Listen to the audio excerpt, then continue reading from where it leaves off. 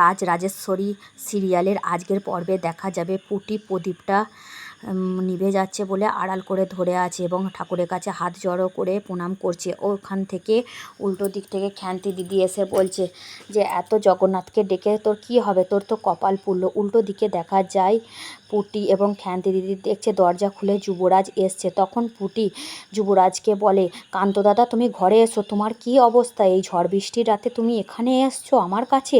তখন কান্ত দাদাকে ঘরে ঢোকায় পুটি বলে, কান্ত দাদা তুমি বসো, আমি তোমার জন্য গামছা নিয়ে আসছি। উল্টো দিক থেকে তাড়াতাড়ি করে গামছা নিয়ে এসে পুটি কান্ত দাদাকে দেয় এবং বলে, আমি তুলসী আর মধু আনছি, তুমি একটু বসে যাও এবং মুখটা মোছো, আমি এই গামছাটা তোমাকে দিচ্ছি, তোমার সারা শরীর ভিজে গেছে। কান্ত দাদা উল্টো দিক থেকে যুবরাজ বিচলিত হয়ে ভাবছে যে এই ঝড় বৃষ্টির রাতে কোথায় গেল ওরা।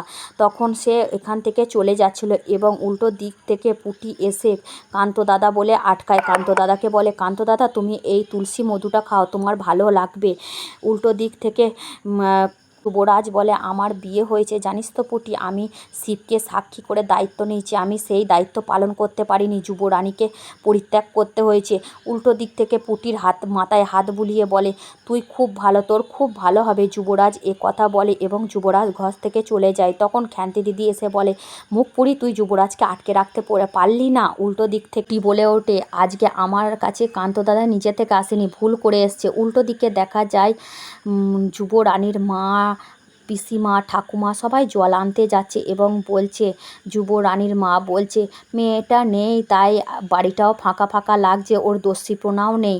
উল্টো দিক থেকে তার খুড়িমা বলছে, মেয়েটার যে এরকম সবার সামনে, শ্বশুর ঘরের লোক সামনে কাটারি ধরলো সেটা ভালো করেনি। উল্টো দিকে তার বাবাকে দেখা যায়, বাবা বিধ্বস্ত অবস্থায় আসছে এবং যুবরানীকে দেখে সবাই অবাক হয়ে গেছে এবং তার মা অবাক হয় এবং মায়ের হাত থেকে উল্টো দিকে দেখা যায় মায়ের কলসিটা নিচে পড়ে যায় এবং মা প্রচণ্ড অবাক হয়। গ্রামের লোকেও অবাক হয় যে কালকে যুবরানীর বিয়ে হলো, আজকে কেন সে এখানে এসছে।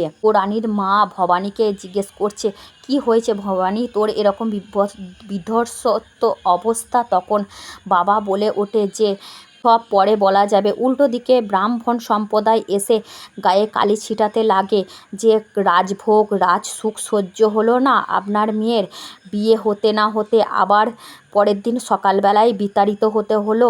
উল্টো দিক থেকে ভবানী বলে, আমার বাবা ঠাকুরকে এত কথা শোনাবেন না, হাত জোর করে ব্রাহ্মণ সম্প্রদায়ের কাছে অনুরোধ করে, এইসবের প্রকোপ আমার বাবার কাছে ফেলবেন না, এর জন্য আমার বাবা দায়ী নয়, আমাকে যা শাস্তি দেবার দিন।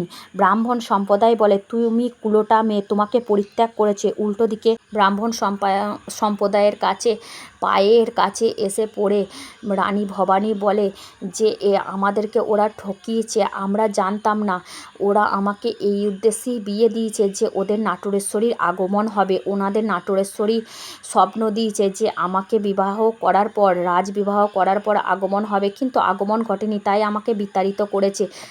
আর ব্রাহ্মণ সম্প্রদায় তখন বলে ওনার বাবাকে যে রাজবাড়িতে ভবানীকে এক কোণে ফেলে দিয়ে এলে না, এই পরিত্যাগ করেছে, আমরা এই গ্রামে ঘোর অনাচার হয়েছে। এবং ভবানীর চারপাশে একটা লাল রঙের গণ্ডি কেটে বলে, এখান থেকে তুমি কোনো মতে বেরোবে না, তোমার শাস্তি এটা, তোমাকে তোমার বাবাকে এক্ষুনি পরিত্যাগ করতে হবে, তোমার এই গ্রামের ঠাঁই হবে না, তুমি এই গ্রাম থেকে বেরিয়ে যাও।